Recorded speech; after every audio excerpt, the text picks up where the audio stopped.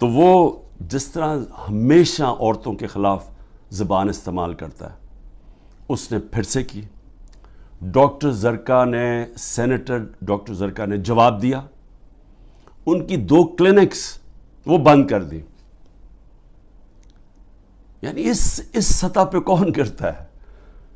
ہماری ڈاکٹر سیما M P Karachi کی، ان کے گھر پہنچ کے ان کی کلینک اس کو بند کر دیا. ہماری سمابیہ ایکس ایم پی، اس کے گھر کے اوپر پولیس پہنچ گئی. یعنی یہ کبھی ہوا ہے کیا؟ یہ کوئی دہشت گرد ہیں، یہ کوئی کسی انتشار میں ہیں، یہ انہوں نے کیا ہے؟ تو ایسے ہے کہ آپ تحریک انصاف کے آپ کوئی ممبر ہی ہوں، سپورٹر ہی ہوں، یہی کافی ہے. آپ کی بزنس بھی بند ہو جائے گی، آپ کو جیلوں میں بھی ڈال دیں گے، جھوٹے پرچے بھی ہو جائیں گے. یعنی صرف اب کوئی ضرورت نہیں ہے آپ کو کہ آپ نے کوئی جرم کرنا ہے. اس ملک میں اب جرم ہو گیا ہے تحریک انصاف کا ممبر ہونا، سپورٹر ہونا. کہ یہ نہیں دیکھ رہے کہ اس سے نقصان کس کو ہو رہا ہے. کوئی فکر نہیں ہے کہ ملک کو کیا نقصان ہوگا. جو انہوں نے کیسز میرے اوپر اٹھائے ہوئے ہیں ذرا وہ سن لیں. سب سے جو قوم کے سامنے، کیونکہ اللہ الحق ہے، میرا ایمان ہے، ایمان ہی ہے، تو میں یہ سارے ایک طرف کھڑے ہو گئے ہیں، اسٹیبلشمنٹ ساتھ کھڑی ہو گئی ہے، اکیلا ان کا مقابلہ کر رہا ہوں. صرف توحید پہ، لا الہ الا اللہ پہ، ایمان اللہ پہ ہے. اور جس طرح اللہ ہر ان کی جو بھی کوشش کرتے ہیں خود ہی سچ سامنے آ جاتا ہے. جو انہوں نے میرے اوپر القادر کا کیس کیا. اب القادر کا کیس کیا تھا کہ عمران خان نے جو القادر یونیورسٹی بنائی ہے، جدھر مکمل طور پہ مستحق گھروں سے وہ بچے جن کے ماں باپ اعلیٰ تعلیم نہیں افورڈ کر سکتے، وہ سب پڑھ رہے ہیں مفت. اور میں بتا چکا ہوں سیرت نبی کو ہم نے بنایا کہ فیوچر لیڈرز بنے، تربیت ہو ان کو، اور ساتھ ساتھ اس کے ٹیکنالوجی بھی. یہ ہے اس کا جو ویژن ہے یونیورسٹی کا. اس کو سامنے لا کے بہت بڑی سکینڈل ہو گئی. اور اب پتہ چلا ہے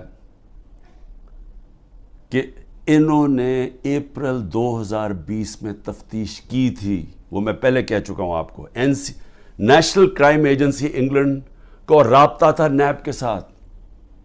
یہ جو سیٹلمنٹ ہوئی تھی ملک ریاض کی فیملی کی اور این سی اے کی، یہ سارا کچھ نیب کو پتا تھا.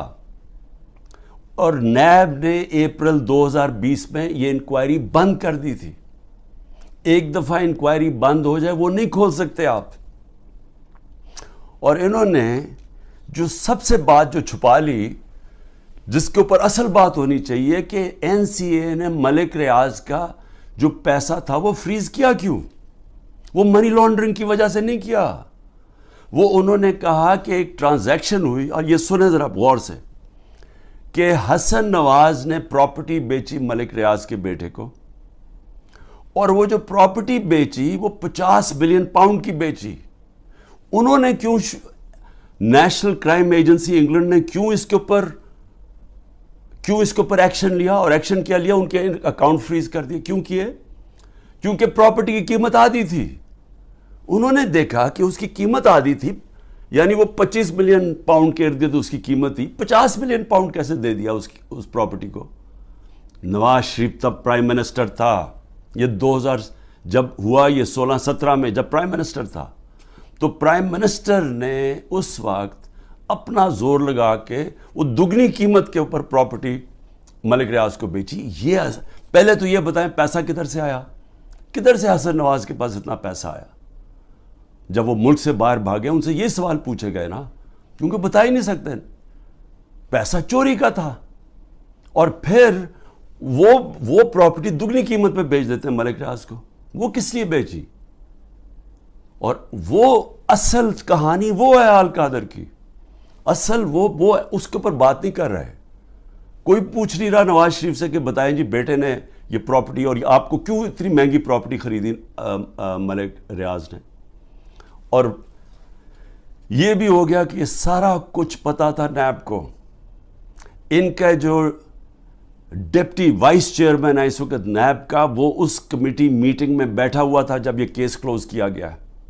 مجھے 3 گھنٹے انہوں نے بٹھایا سوال کرتے ہوئے، میرے سے پوچھا، جب ان کو سارے پتا تھا جواب، کیونکہ وہ ڈپٹی چیئرمین کو بھی پتا تھا، پروسیکیوٹر جنرل کو بھی پتا تھا.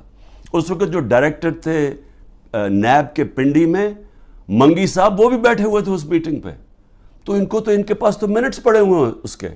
تو پھر یہ کیوں میرے اوپر سارا کچھ کیا، اور یہ جو میرا وارنٹ نکالے اور مجھے اریسٹ کیا. آج پاکستانیوں کو کس چیز سے گزرنا پڑ رہا ہے. 16 روپے یونٹ بجلی تھی جب ہم گئے ہیں اپریل کے اندر، آج بجلی 50 روپے یونٹ پہ پہنچ گئی ہے. آپ ذرا پوچھیں تنخواہ دار لوگوں سے کہ ان کے اوپر آج کیا گزر رہی ہے. یہ کون ذمہ دار ہے اس کا؟ وہ جنہوں نے سازش کر کے گورنمنٹ گرائی تھی. اور اصل انکوائری یہ ہونی چاہیے جو میں نے سپریم کورٹ کے چیف جسٹس کو کہا تھا، آپ کو انکوائری کرنی چاہیے کہ یہ قوم سے بہت بڑی سازش ہوئی ہے، قوم سے دھوکہ ہوا ہے، اور اس کا ذمہ دار جنرل باجوہ تھا.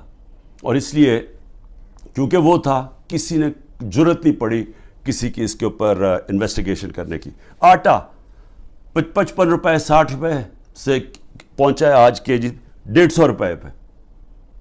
سوچیں کہ یہ عام آدمی کی خوراک ہے آٹا.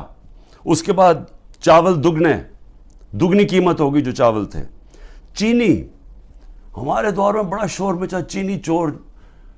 ہم نے انکوائری کروائی، چینی کی قیمت 80 روپے تھی، آج چینی 160 روپے پہ پہنچ گئی ہے. سارے جو بڑے بڑے شوگر مل مافیا ہیں وہ سارے بیٹھے ہوئے ہیں آج گورنمنٹ کے اندر. اور پھر یہ دودھ بڑا ضروری ہے کیونکہ بچوں کے لیے بہت ضروری ہے.